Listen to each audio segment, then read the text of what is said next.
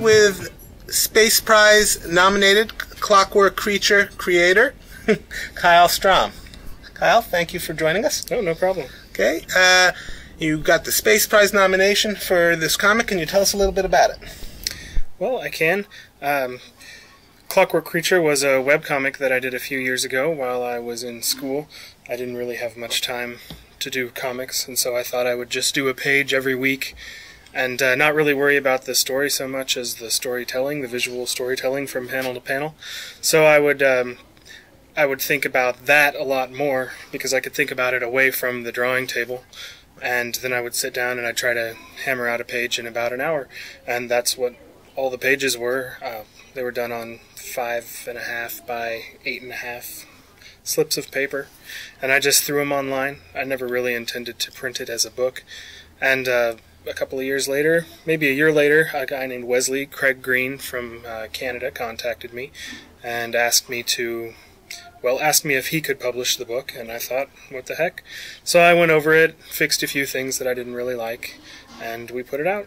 So each page was done in an hour as far as the actual illustration goes? That was the rule that I set up for myself. Closer to the end, I broke it because some of the art was more complicated, particularly the black and white checkered creature. Well, yeah. So now, did you have the general story in mind as you were doing the pages, or it sort of was an organic process that evolved as you were creating it? When I started, I really didn't know what I had in mind. I had a few ideas, and in the first couple of weeks, it changed drastically.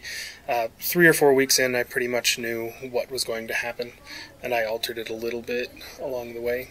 And there's some really powerful visuals in your work. Thank you. Can you tell us some of the influences that you had on your work?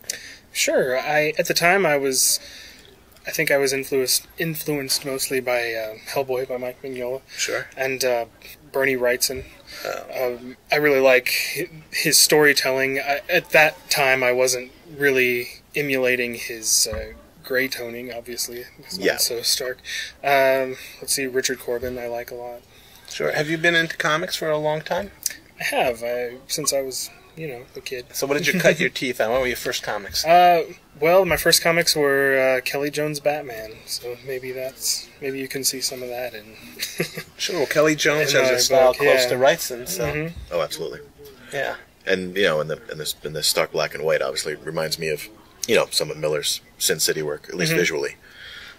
And the character, I don't know, it was like the ringleader looking character. Mm-hmm. I mean, you captured something in that character. It's just like this manic unpredictability. I think he's just kind of a frightening character as soon as he steps onto the page. And it's a tough thing to do. Well, thank you. Sure. Now, what about on? That's the art side. What about in terms of the writing side? What kind of things have influenced you? Well, I don't really ever sit down to just write a story. I'm more interested in telling the story visually. So some things that I really like are Samurai Jack. I really like the visual storytelling in that. Sure. It's all told just through pictures. And let's see, what else? But it's funny. It sounds so far that like you're one of the people that spends the most time constructing the page text-wise, even if it's in your head, before you sit down to do it. Because we've been talking to a lot of people today about how they just kind of lay the images out on the page and then kind of fill it in with the text as it goes. And it seems like you actually think out each page and then sit down and bang it out. Well, kind of. If I'm laying out the page and I realize that it doesn't read properly, I might add some text. Well, but if I don't need the text, I just won't have it in this particular project.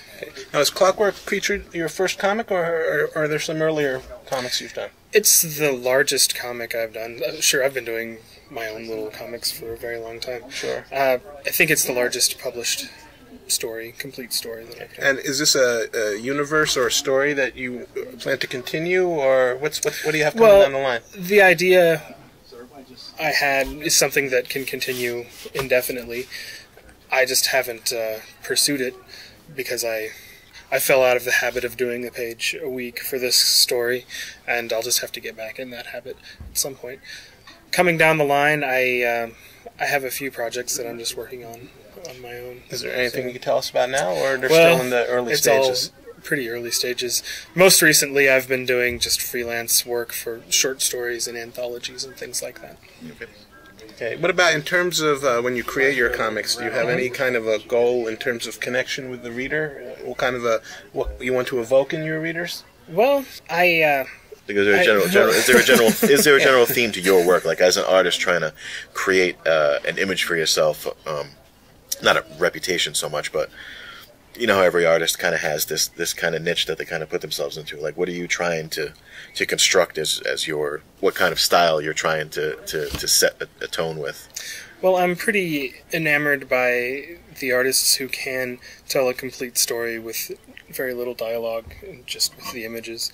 So I'm pursuing that. I'd like to become more efficient. Short in terms of panel-to-panel sequential storytelling. And still evoking emotion, but just with the images. Now, are you a fan of the horror genre in general, movies, comics?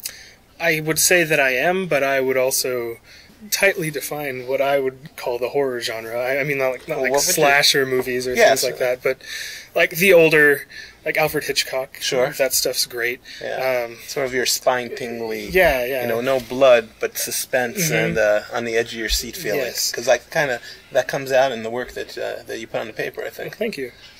And I really do enjoy the Twisted Tales comics from the 80s by Bruce Jones. I both laugh at how they're funny, but I also appreciate some of them are just really intense. Sure. Are you an EC Comics fan? Yes, I am.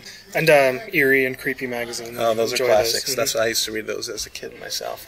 Now, if someone wanted to find your work, where would they look on the web? They could just go to my website, which is my name, www.kylestrom.com. Okay. Well, thank you very much. We appreciate you taking the time to speak with us, and we look forward to reading your comics. Yeah, thanks. Thanks for having me. Okay.